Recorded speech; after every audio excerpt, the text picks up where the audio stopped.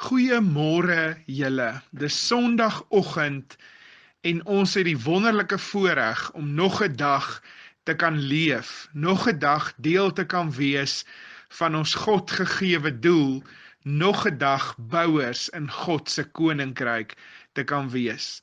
Welkom by vanoggend se boodskap, mag dit vir jou 'n besonderse ontmoeting met die lewende Here wees. Kom ons sit of staan net so, dan bid ons saam. Kom ons praat met ons Here. Vader, dankie vir hierdie nuwe dag. Dankie vir die wonderlike voorreg van lewensasem. Dankie Here dat U vir ons so goed is, dat U ons lei en ons dra, dat U ons rots en ons beskermer, ons vrede, ons krag en ons hoop is. Here, ek bid vanoggend vir elke familielid van die Ronde Kerk, maar ek bid vir elkeen wat saam luister, dwars oor die wêreld, hulle self en families, gesinne, Here. Vader, U ken my hart in hierdie tyd en U weet hoe hy klop vir elke mens wat deel is van die geloofsfamilie. Ek bid vir uitkoms en krag en vrede en hoop, Here, vir rustige harte en nuwe vreugde, vir oop deure en die deurbreek van lewenslig, Here, in mense se lewens, vir genesing, vir krag, vir heling, vir gesondheid. Here, mag hierdie boodskap vanoggend ons harte en ons lewens kom aanraak. Praat met ons, Here, want ons is honger vir die leiding van die Gees en die waarheid van die woord. Ons eer U, ons loof U in Jesus se naam. Amen. Donderdag was Hemelvaart en ons het dit gevier met 'n spesiale erediens en môre, Dinsdag en Woensdag vier en herdenk ons Pinkster. Ek wil julle uitnooi na die Pinksterreeks toe. Vir die kinders is dit Maandag, Dinsdag en Woensdagoggend om 10:00 en die tema is lekker dinge, en vir die tieners en die volwassenes Maandag, Dinsdag en Woensdag 6:00 en die tema is kopskuive. Moenie Pinkster misloop nie. Vriende, kom ons sit of staan net weer so en ons raak rustig en dan lees ek vir ons 1 Korintiërs 12 vanaf vers 12. Net soos die liggaam 'n eenheid is en baie lede het, en soos al die lede saam, al is hulle baie, een liggaam vorm, so is dit ook met die liggaam van Christus. Omdat ons almal een liggaam geword het, is ons almal met een gees gedoop, of ons nou Jood of Griek, slaaf of vry is. Ons is almal van die een gees deurdrenk. Die liggaam bestaan ook nie net uit een lid nie, maar uit baie. As die voet sou sê, omdat ek nie 'n hand is nie, is ek nie deel van die liggaam nie, hou hy om die rede tog nie op deel van die liggaam te wees nie. En as die oor sê, omdat ek nie 'n oog is nie, is ek nie deel van die liggaam nie, hou hy om die rede ewensins nie op om deel van die liggaam te wees nie. As die hele liggaam oog was, hoe sou hy kon hoor? En as die hele liggaam oor was, hoe sou hy kon ruik? Maar nou het God die lede, elkeen van hulle afsonderlik, in die liggaam gevoeg soos hy dit wou hê. As almal saam net een lid was, hoe sou daar 'n liggaam kon wees? Nou is daar wel baie lede, maar net een liggaam. Die oog kan nie vir die hand sê, ek het jou nie nodig nie. Die kop kan weer nie vir die voete sê, ek het julle nie nodig nie. Inteendeel, die lede van die liggaam wat as die swakste voorkom, is juis noodsaaklik. En die wat vir ons minder mooi lyk, klee ons met groter sorg. So word ons minder aansienlike dele besonder mooi gemaak, terwyl die aantreklike dele dit nie nodig het nie. God het die liggaam so saamgestel dat hy groter eer gegee het aan die lid wat eer kort kom, sodat daar nie verdeeldheid in die liggaam sou wees nie, maar dat die lede gelyke sorg vir mekaar dra. As een lid ly, ly al die lede saam, en as die een lid geëer word, is al die lede saam bly. Julle is die liggaam van Christus, en afsonderlik is elkeen 'n lid daarvan. Ons lees tot sover by vers 27. Ons leef in 'n tydperk tussen Jesus se hemelvaart en dan sy wederkoms, wat eintlik 'n ontsettende belangrike en dringende tyd is. Ons moet ook vanoggend vir mekaar sê, dis 'n baie groot voorreg om in hierdie tyd te mag leef, te kan leef. Dis met ander woorde 'n tussentydperk op pad na die volëinding van die wêreld toe. Ons sou hierdie tydperk die koninkryksbou tydperk of die disipel maak tydperk kon noem, want dit is presies wat in hierdie tussentyd veronderstel moet wees om te gebeur. Ons, ek en julle, is geroep om die koninkryk van God uit te bou en te bring daar waar ons leef en beweeg, en dan ook disippels te maak, kanale te wees waardeur mense tot redding in Jesus Christus kom en hom ontmoet. Dit is hoekom ons bestaan en dit is hoekom die Ronde Kerk gemeente bestaan. Dis hoekom ons elke dag besig is met gemeente wees, juis vir daardie roeping en daardie werk. Wat 'n seën en 'n voorreg is dit nie? En ongeag die omstandighede wat rondom ons woed, daardie dinge bly en sal altyd ons roeping en ons opdrag en ons doel wees. Natuurlik, vriende, is kerk of gemeente wees baie beslis nie 'n gebou nie, maar dis ek en julle, daar waar ons leef en gesels en beweeg.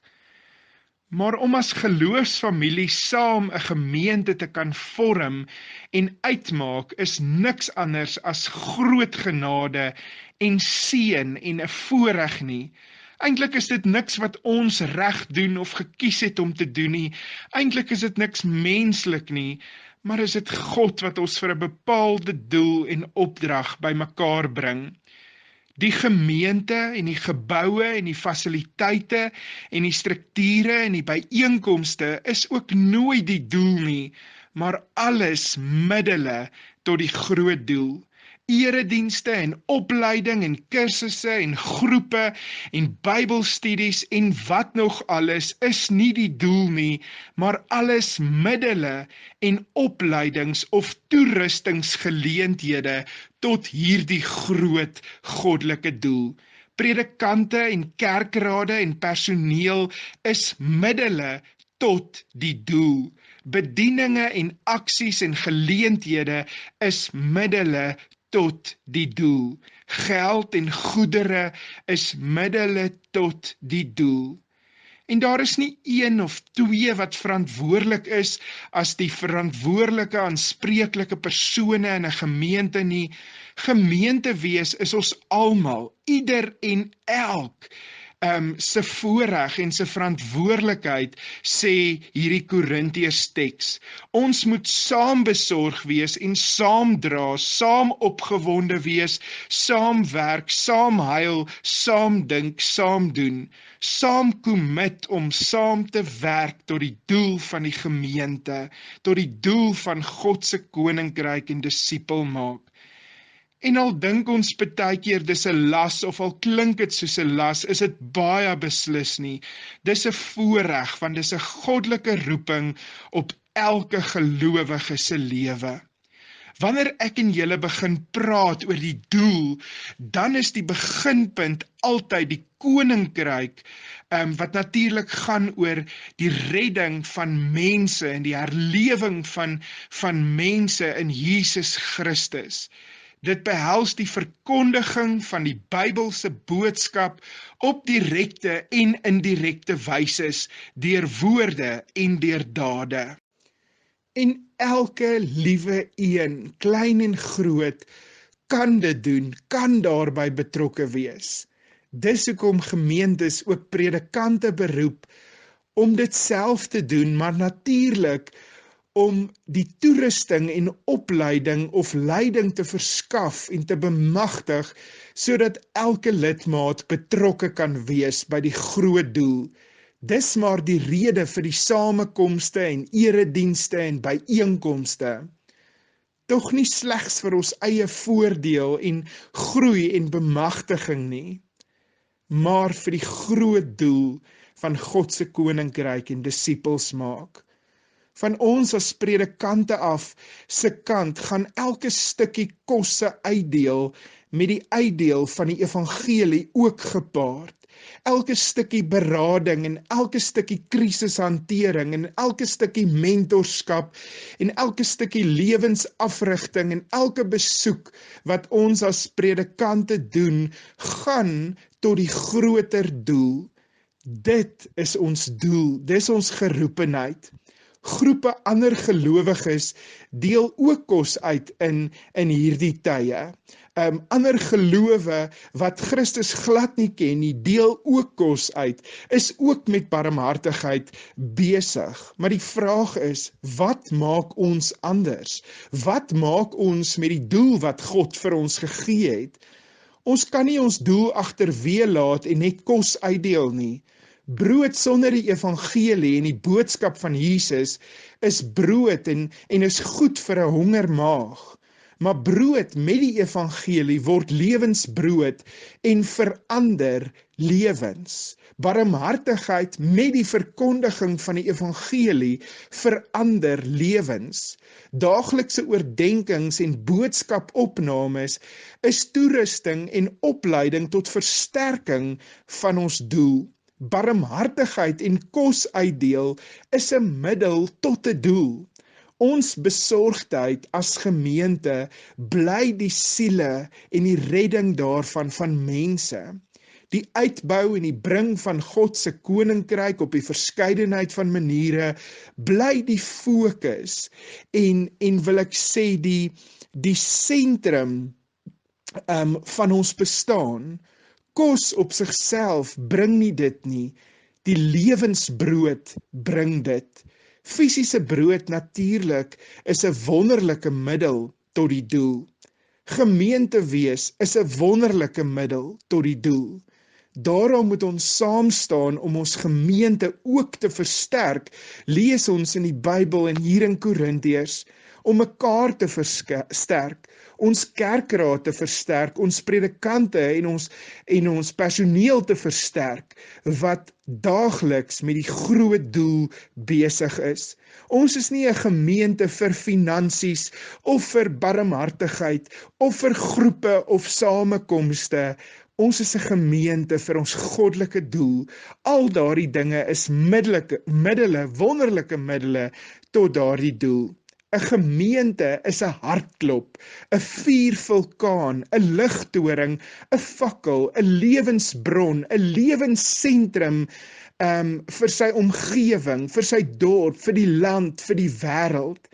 En vanuit die gemeente as sentrum, wat die gebou is, wat 'n struktuur is, word daar dinge en aksies gebore wat eindelose lewe aangee. Alles tot en vir die groot doel. 'n Doel wat God baie opgewonde maak, daarom ook 'n doel wat ons moet opgewonde maak. En die Heilige Gees is natuurlik die een wat ons hierin lei en toerus en leer. Die Heilige Gees is die een wat ons toerus en bemagtig en bekragtig vir die doel. Daarom vernuwe die Gees ons denke, sodat ons kan verstaan waaroor die koninkryk van God gaan en waarheen ons moet werk, waarmee ons moet besig wees om die koninkryk te laat kom. Die doel sonder die werking van die Gees sal ook nie gebeur nie. Daarom sien ek so uit na hierdie jaar se Pinkster met die tema kopskuive wat ons dan juis sal lei en sal toerus vir die koninkryk van God. Ek wil dus saamvat, as ons praat oor die doel van die Ronde Kerk, dan gaan dit oor wat ons moet doen totdat Jesus Christus weerkom. Ja, Bybel lees en bid en mooi liedjies sing is goeie dinge, maar daar word meer van die kerk verwag. Daar's 'n groter doel op die Ronde Kerk. Die gemeente is vir baie meer geroep. Ek noem 'n paar om hierdie doel so bietjie verder te omskryf. Paar van die dinge het ons nou al gehoor ook. 1. Die evangelie moet verkondig word, natuurlik op 'n verskeidenheid van maniere. Alle gelowiges behoort opgewonde te wees om die verspreiding van die evangelie te bevorder. So moet ons die goeie nuus van die verlossing deur Jesus Christus verkondig. Ten tweedens die disipel maak ding, maak disipels, en dit kom deur verhoudings en omgee en ondersteuning en so meer. Die Bybel sê, gaan dan na al die nasies toe en maak die mense my disipels. Ons opdrag is nie om mense te oorreed om besluite te neem nie, maar om disipels van hulle te maak en hulle te leer om en toe te rus om die doel, die goddelike doel te kan uitvoer. Ten derde moet ons sê die Bybel moet die sakramente versterk en bedien. Ons moet die sakramente integreer in mense se dieet van aanbidding om hulle geestelik te voed. Die doop vertel vir ons van die sterwe en die opstanding in Jesus en verbind ook die gemeente aan mekaar. Die nagmaal is die geleentheid van na binne kyk en geestelike aanspreeklikheid. En dan kom ons vierdens by die stuk liefdadigheid, die barmhartigheid, wat 'n groot deel is van die koninkrykswerk. Dis die kerk is die bewaarder van God se koninkryk. Hierdie werk vereis optrede met deernis en barmhartigheid en liefde en openbare betrokkenheid en sosiale geregtigheid en so meer. Koninkrykswerk beteken dat ons oor die kwesbares ontferm. Egte en suiwer godsdienst, sê die Bybel, voor God die Vader is om weeskinders en weduwees in hulle moeilike omstandighede by te staan en om jou skoon te hou van die besmetting van die wêreld, volgens Jakobus 1. Die heerskappy van God is 'n dinamiese werklikheid wat sigbaar word in die liefdevolle optrede teenoor die wat ly en honger is en stikkend is en geregtigheid teenoor die wat uitgebuit word. En dan vyftens aanbidding. Dit is meer as net elke Sondag die erediens bywoon. Aanbidding is om in jou daaglikse lewe naby aan God te kom, in jou diens en jou lofprysing en danksegging. Laat ons dan onophoudelik deur Jesus aan God 'n offer van lof bring, sê die skrif, die lof wat aan hom gebring word deur die lippe wat sy naam bely. Moenie nalat om goed te doen en mededeelsaam te wees nie, want dit is die offers wat vir God aanneemlik is, volgens Hebreërs 13. Vriende, geen gemeente kan gemeente wees sonder elkeen se kommitment nie. Daarom lees ons so pertinent van die liggaam in Korintiërs. En is meer as kos uitdeel, dis meer as iets doen rondom barmhartigheid. 'n Gemeente is so sterk as wat sy lidmate se kommitment tot die gemeente, tot die doel is. En natuurlik doen ons dit nie vir mense nie, maar vir God tot sy eer en heerlikheid in gehoorsaamheid op sy opdrag. Kom ons doen dit met krag in hierdie tyd, soos ons dit nog altyd doen en vorentoe. Die tyd of realiteit of omstandighede of uitdagings mag nie ons doel bepaal of verander nie. Kom ons volhard en ons maak as Ronde Kerk hierdie tussentyd tot Christus se wederkoms 'n moeite werd tyd, sodat ons kan terugkyk en die hemelse vrug saam met baie ander kan pluk en kan eet. Daarom skryf Paulus in Korintiërs oor die liggaam van Christus en elkeen wat nodig is en moet commit. Die kerk is Jesus se hande, se spreekbuis, se voete, die liggaam van Christus. Ons is veronderstel om daardie dinge wat Jesus sou doen, indien hy nou op aarde was, te doen. Die kerk moet 'n Christen, 'n Christus georiënteerde, 'n Christus soort en 'n Christus volgeling wees. Kom ons wees dit in volle bors, uit volle swang. Amen. Kom ons bid saam. Dankie Here dat ons u liggaam op aarde mag wees. En dankie dat ons elkeen 'n besonderse doel en opdrag ontvang het. Maak ons sterk en bemagtig ons, rus ons toe, Heilige Gees, om te kan fokus op ons goddelike doel en daaraan te kan vashou, om daarby uit te kom en nie sig of perspektief te verloor en vas te val in 'n klomp ander dingetjies sonder vrug nie. Lei ons daarin, Here, ons vra dit in Jesus se naam. Amen. Vriende, kry die sop gereed vir Pinkster. Ons sien uit na môre en Dinsdag en Woensdag se geleenthede. kinders, onthou van kinderpinkster, maandag, dinsdag en woensdag 10:00, dit gaan vetpret wees. Mag dit vir julle 'n mooi en 'n geseënde Sondag wees, en mag die Here julle seën en julle beskerm. Hy sal dit doen, dis sy karakter, vertrou hom vir sy goedheid en sy guns. Mooi dag vir julle.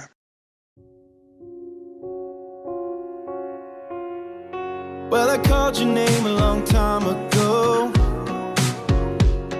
and you sprung a well from a heart of stone. But I was careful then what I let you see. Only thought you wanted the best of me. The less I trust you, the less I grow. The more you love me, the more I know. I don't have to be afraid to show all of me where this hurt.